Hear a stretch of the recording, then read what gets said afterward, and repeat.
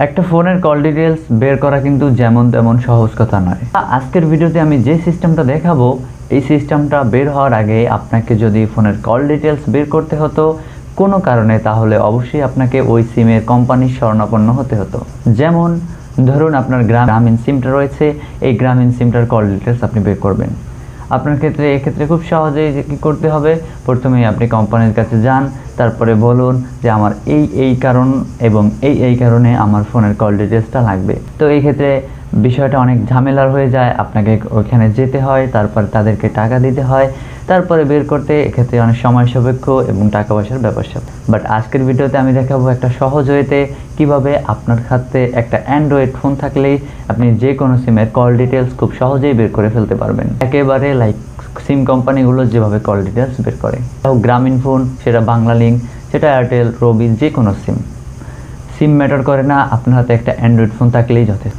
Hello viewers, welcome to মাহফুজের টেকমাস্টার another episode, আর সাথে আছে মাহফুজুর রহমান।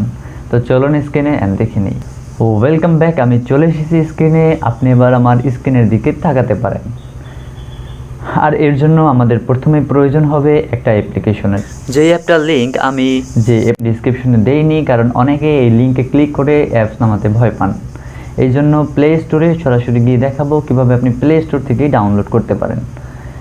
আর এক্ষেত্রে এই অ্যাপ্লিকেশনটা পুরোপুরি সেফ, কারণ যেহেতু প্লে স্টোরে অ্যাভেলেবেল আছে, প্লে স্টোরে অ্যাভেলেবেল অ্যাপস থাকা মানেই সেটা একটা সেফ অ্যাপস।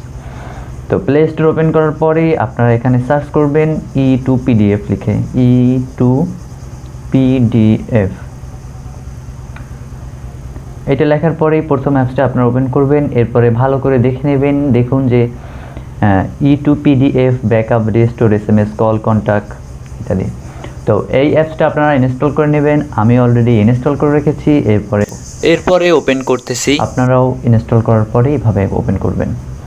ওপেন করার পরে নিচে একটা টার্মস দিয়ে দেবে। এবার এখানে বলতেছে যে I have read and agree with terms use, এটাই দেবেন। এরপর জাস্ট প্রসিড, এটাই ক্লিক করবেন। ওকে, আমি একটু মিনিট। অলরাইট, প্রসিডে ক্লিক করার পরে দুইটা অপশন দেখতে পাচ্ছেন। একেবারে নিচে একটা অপশন দেখতে পাচ্ছেন, ক্লিক টু কন্টিনিউ, এইটার উপরে ক্লিক করবেন। এইটার উপরে ক্লিক করার পরে এখানে অনেকগুলো অপশন আছে, আপনারা জাস্ট সিম্পলি 2 নম্বর যে অপশন জেনারেল কল লগ, এটাই ক্লিক করবেন। এরপরে এখানে একটা নাম দিবেন, যেমন আমি একটা ফাইল নেম, এটা ভয় পাওয়ার কিছু নেই, এটা একটা ফাইল নেম। এই ফাইল নেমটা আকারে মানে আপনার ফোনে সেভ হবে PDF আকারে একটা ফাইল, যে ফাইলটা আপনি চাইলে পরবর্তীতে কম্পিউটার দোকানের থেকে আপনি করতে পারবেন, প্রিন্ট আউট করতে পারবেন। তো আমি একটা ফাইল নেম দিয়ে দিলাম, এখানে যা ইচ্ছা আপনার নাম দিয়ে দিতে পারেন। এরপর দেখতে পাচ্ছেন এক্সপোর্ট টু PDF, এটাই ক্লিক করবেন। এটাই ক্লিক করার সাথে সাথে একটু টাইম নেবে। ওকে, দেখতে পাচ্ছেন একেবারে সুন্দর মতো বের হয়ে গিয়েছে। এবারে আমি আমার সিকিউরিটি পারপাস আমি নাম্বারগুলোকে আপনি ব্লার করে দিয়েছি। এরপরে দেখতে পাচ্ছেন টাইম, এখানে টাইম দেখতে পাচ্ছেন যে কখন আমি করেছি, টাইমার। এরপরে দেখছেন ডিউরেকশন, আমি কতক্ষণ করতেছি।